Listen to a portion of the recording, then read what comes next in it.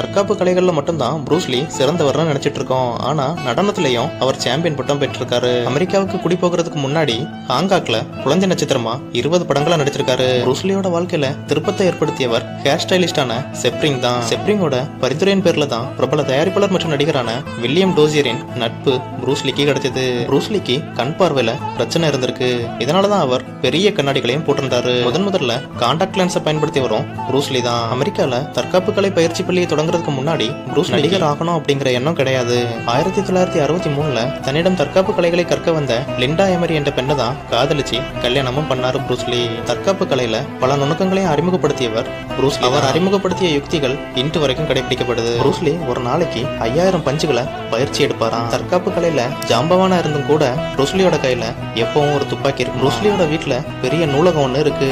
அதுல குறைஞ்சது 2000 புத்தகங்கள் இருக்குமா.